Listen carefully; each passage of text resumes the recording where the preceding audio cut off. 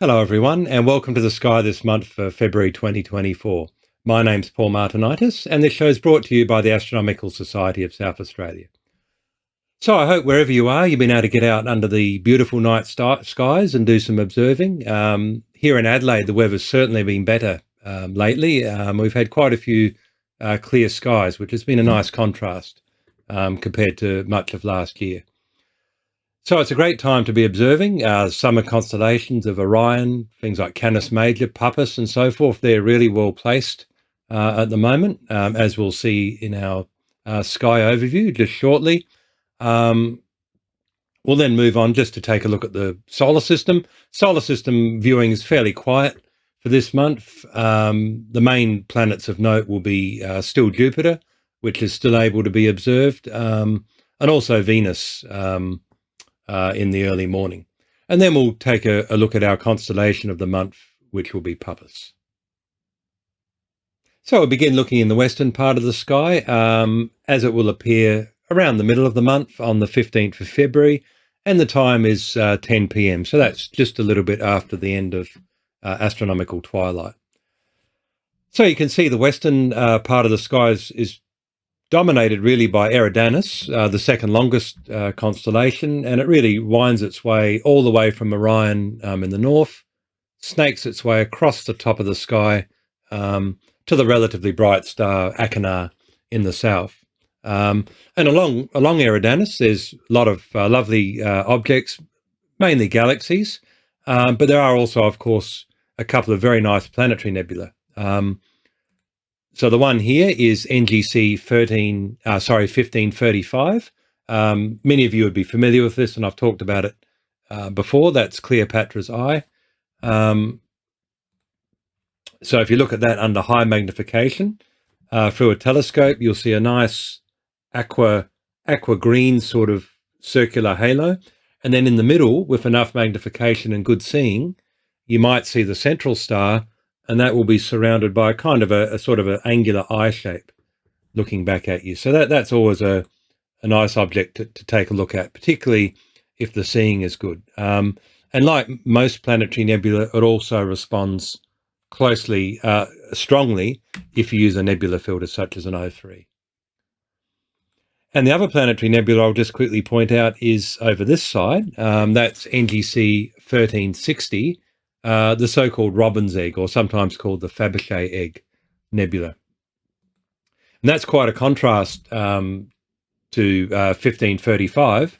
For one thing, you can see it's much, much bigger. It's filling up this entire view. So this is one of the few planetary, actually, where I would recommend backing off the magnification. So this is a simulated view at around 65 times through a 12-inch. And if you back off the magnification, you should see this quite large fuzzy ball, and it can really bring out the color. And that's without using a nebula filter. So if you look at it with low enough magnification, that will give you plenty of brightness, and it will look like this beautiful blue color. And then what you can try, of course, as with many objects, try increasing the magnification and just see whether you can bring out any detail in that nebula. Also, Fornax is still high enough, so now's the time to have a last look at some of the great galaxies in Fornax, such as 1365, for example, the great barred spiral. So looking in the northern part of the sky now, Orion, of course, dominating this part of the sky, the great summer constellation. A lot of quite nice objects, very nice objects in Orion. Of course, the one we're all familiar with is the Orion Nebula, which is in the sword of Orion, or for us people in the Southern Hemisphere, it's probably more like the handle in that saucepan sort of shape. So while you're having a look at that, you might also want to take a look at Lepus, which is quite a distinctive constellation sitting above Orion. It has this kind of pinched rectangle shape, and there's a globular cluster here, M79, which I've always been very fond of, for two reasons. One, it's relatively easy to find, because if you identify these two stars in Lepus, if you hop from this one to that one, and you go in a straight line about the same distance, you should come across M79, and also completes. I kind of usually find it by imagining this is one side of a diamond, and M79 kind of completes that diamond like so. And I like it because it's not a dim globular, but it's not one of the brightest either, but it's the first globular cluster I ever saw through my 12-inch telescope, pretty much the first night I got it. And that's the first time I'd seen a globular through a telescope. And I was able to resolve quite a few of the stars around the edge, and I was just simply blown away by it. So it's always stuck in my mind, my first view of a globular through a decent telescope. So always a favourite of mine. I like to look at it whenever I can. So moving a little bit further down, there's also Taurus. So that's a good opportunity to whip out your binoculars. And if you point your binoculars around this part of Taurus, just past Aldebaran, the bright red star there, you'll see a nice triangular formation of stars, a very large open association of stars called the Hades. And then further down, of course, you can point them at the Pleiades as well, another wonderful binocular object, mainly on account of their brightness and the apparent size. And also you can see this time of month, Jupiter is fairly low in the sky, but still worth getting some last looks at Jupiter before it's lost in the dusk twilight. And at this time of month, it's also joined by the crescent moon as well. So while we're in this part of the sky, I'll just also point out Monoceros, which is right next to Orion. Fantastic constellation in terms of the objects it contains. The stars making up the constellation itself, unfortunately, are relatively dim. But in December's show, I went through a couple of my favourite objects from Monoceros, including the Rosette Nebula,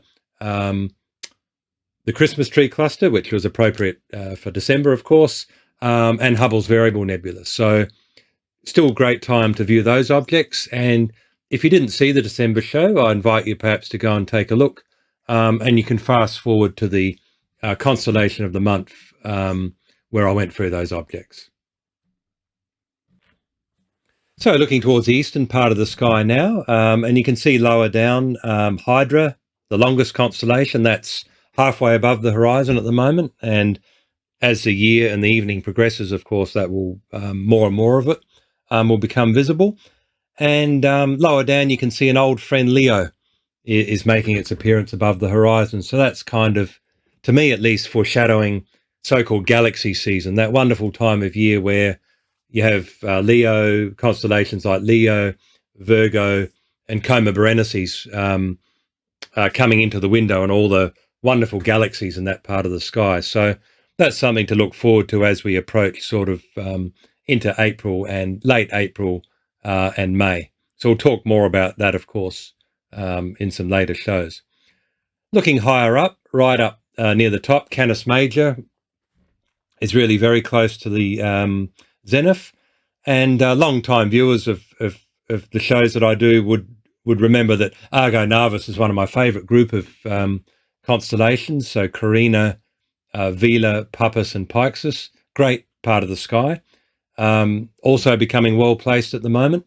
In particular, Puppis, which is really pretty much near the zenith, and that's in fact going to be our constellation of the month for February. So we'll talk more about that, Puppis, and some of the objects in it later in the show. So finally, turning towards the southern part of the sky. So while we're here, we just talked about Carina. Don't forget to take a look at the Eta Carini Nebula. Even under a city sky, you can usually see in that region of the sky above the cross sort of a faint intensification or glow. From my backyard, it's pretty much the only part of the Milky Way I can see. So if you point even just binoculars towards that, you may not see the nebula itself under a bright sky, but you'll see some of the lovely star clusters that are around the nebula, such as the Gem Cluster and the Pincushion Cluster, and so on. And of course, if you've got your telescope out, particularly with an O3 filter, in place, even under a light polluted sky, you'll see quite a bit of the Eta Carini Nebula. And certainly, as I said, a lot of those clusters are worth looking at as well. And there's other stuff to look at in the south as well, in particular, of course, Dorado and the many great galaxies in that constellation. And just below it, you've got the Large Magellanic Cloud as well. So that's always lovely to scan through, particularly under a dark sky. So we'll now take a look at the lunar calendar for February. So one great thing about as we move on in the year, of course, we can start starting our observing a little bit earlier in the evening. So at the beginning of February, darkness began at around 21:57 and went through to 5 a.m. in the morning. And by the end of February, we'll be able to start really around 9:20 and go through to 5:30 in the morning.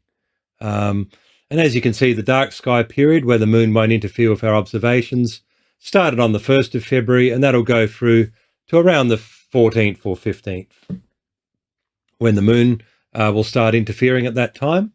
And the lunar phases, last quarter was on the 3rd, new moon was on the 10th, first quarter will be on the 17th, and full moon will be on the 24th. So this time of year, things are fairly quiet as far as solar system viewing is concerned. So you can see here at the beginning of February, in the morning, Mercury and Venus and Mars are visible in the early morning sky. By the time we get to mid-February, however, Mercury is lost as it goes into conjunction behind the Sun. But Mercury and Venus will make a fine sight if you're up nice and early, just before sunrise and into the dawn twilight. And they'll move closer and closer as the month goes on. So they'll make a nice sight in the morning sky. Then moving a little bit further out, you can see Saturn spends its time pretty much in conjunction behind the Sun throughout February and is therefore unobservable. Looking now more towards the evening part of the sky, we can see again Neptune very close to the Sun, so it's just lost in the twilight as the Sun sets. Jupiter, still observable, so this is probably your last chance to get some good views of Jupiter in the early evening sky. And Uranus is also reasonably well placed, but again, you'd want to view it relatively early in the evening sky. So as we saw before, Jupiter and Uranus are evening objects at the moment. So this shows you the situation on the 15th at around 9 p.m. So Jupiter will be joined by the crescent moon, which will make a nice naked eye sight. And of course, if you've got your telescope out or even binoculars, you'll be able to see the Galilean moons of Jupiter. And you'll be able to have a nice look at the crescent moon. With a telescope, of course, both objects can bring out a lot more detail. And in fact, if you happen to be looking on the 15th at around 9 p.m, the Great Red Spot will be pretty much transiting in the middle as well. So something to look out for if the 15th happens to be clear. Looking now towards the morning, so Venus and Mars will spend the pre-dawn skies pretty close together, but on the 20th they'll move very close to within about 2 degrees of each other. So that'll make a lovely naked eye sight. And again, if you have your telescope out, you might want to just take a look at Venus. At this stage, it's a fairly full phase, but you might see a little bit of flattening in the disk, a slight dark region on one side of the limb. Mars is very far away at the moment, so its apparent diameter is very small, so I think it's unlikely, unfortunately, that you'll see any sort of detail on Mars at the moment. We have to wait until it comes into opposition again, which will be sometime in January 2025. So a constellation of the month for February is Puppis, one of the constellations that make up Argo Navis. And unusually for me, there's not going to be any galaxies in our collection of objects today. We're firmly looking in our own galaxy, the Milky Way.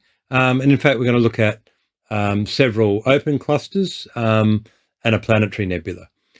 So the first two clusters we're going to look at are M46 and M47. And they're quite easy to find. So as you can see, Puppis kind of starts off near Vela and Carina, but it kind of, the boundary of the constellation actually wraps underneath Canis Major. So in fact, the easiest way to find our first two objects, 47 and 46, I would suggest starting at Sirius, the brightest star in the sky. And then you can see Canis Major has this beam of three stars, Beta, Sirius, and then that star there. And if you follow that line along approximately the same distance, you should find M47 in your finder. So what I do is typically get the Telrad down to this star here, and then I'm just going to follow that line the same distance along in a straight line from there. So I go that distance, I go that distance again. And then if you look in the finder, I tried this the other night under my backyard, which is a fairly light polluted sky. I could see M47 through the finder. It looked kind of like a little small grouping of A-shaped stars. Just be aware, though, that you probably won't see M46 through your finder unless you're at a dark sky site. So once you've located M47, M46 is just nearby. You can kind of just circle around until you find it. So these two are great clusters, very different from one another. M47 is a relatively young cluster, quite large, almost a degree in apparent size. And the thing you'll notice when you look at M47 is it consists of a lot of bright whitish stars, about 8 or 9 very bright whitish stars. And then the rest of the cluster stars are considerably dimmer. They're not hard to see, but compared to the bright stars, they make quite a contrast. So, and they kind of fill in the background around those bright stars in the foreground. And then after you've had a look at M46, if you kind of sweep around, you'll come across what will look like a cloud of stars, considerably dimmer than M47. And it'll be kind of a circular shape. And they'll all be of similar brightness. So that'll be M46. So in and of itself, a wonderful cluster. But what makes this one of my very favorite objects in the entire sky is there's actually a planetary nebula that appears embedded in the cluster. And so it's always been a favorite of mine because it combines those two unusual objects together. So the cluster itself is M46, and the planetary nebula is NGC 2438. And in fact, the planetary nebula, of course, wasn't seen by Messier because he had a relatively small, I think, a 1 or 2 inch telescope. The planetary nebula itself was discovered later by William Herschel in 1786. So to see that planetary nebula in the midst of the cluster is simply wonderful. It is a foreground object, so we now know that the cluster is approximately 5,000 light years away, and the planetary nebula is much closer at around 1,300 light years.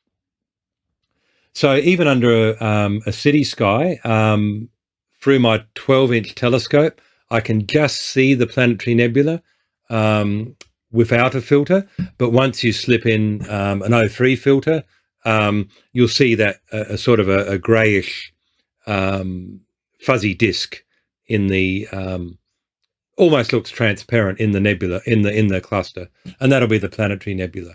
If you're under a dark sky, you should be able to see it without a filter, probably even through an 8-inch telescope or possibly smaller.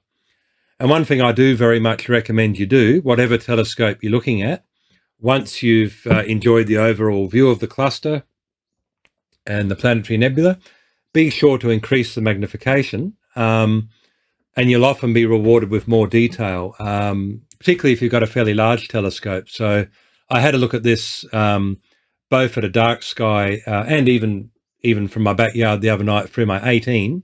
And I'd imagine the view would be similar through, say, a 10 or a 12.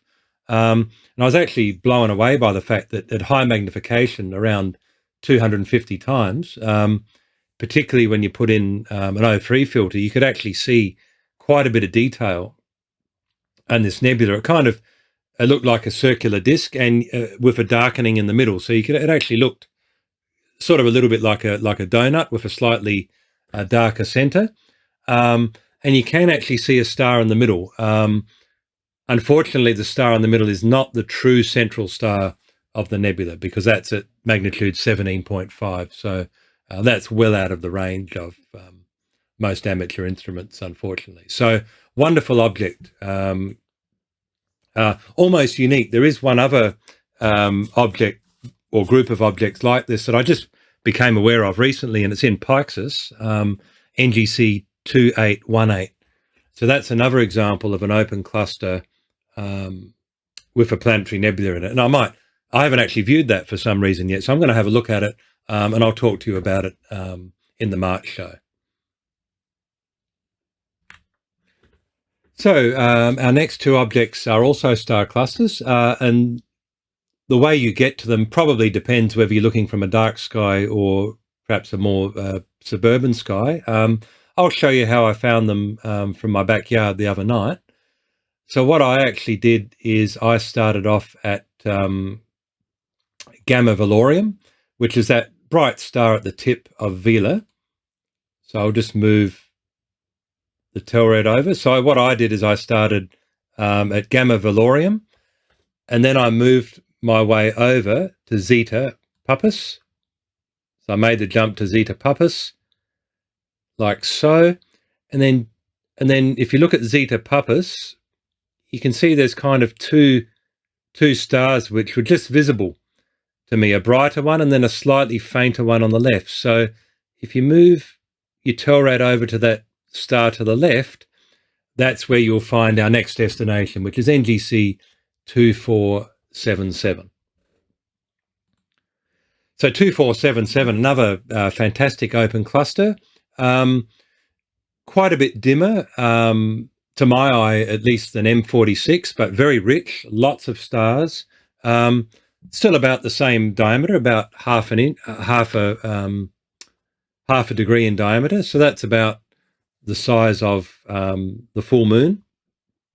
And again, the stars look of fairly uniform brightness. So at low magnification, it'll kind of look like this misty sort of, almost like a very open globular cluster in some ways. And then as you increase the magnification, you should start to be able to resolve that lovely cloud of stars. So that's well worth a look. Doesn't look too bad under a city sky, and it looks absolutely fantastic under a dark sky as usual. So having enjoyed NGC 2477, we can now go to our final destination, which is M93. So the way I found that the other night, since I was already here, I just simply went back down to Zeta Puppis and then moved along this line here to Psi Puppis, so which is the next brightest star. So I kind of followed the line along there to Psi Puppis, and then M93, I kind of moved out diagonally like that. And again, under a city sky, I couldn't seem to see M93 through the finder scope. I just had to kind of start at Psi and then kind of move my way out with the eyepiece until I saw it. Under a dark sky, usually I think you can see it through the finder. Another way of finding M93, of course, is you could start at Canis Major up here and just simply work your way down this way. So you might find that easier. So M93, another very nice cluster, quite a bit brighter than the previous one, 2477. The stars are much more whitish, little bit more compact, not quite as big. And there's quite a few nice little double pairings in this cluster as well. So it makes a nice contrast to the other three that we just looked at. Thank you for joining me in today's show. It was my great pleasure to present it to you, and I hope you found the information interesting and useful. So I look forward to seeing you in the March show. So till then, I hope you get some great weather and get out and do some good observing. Bye for now.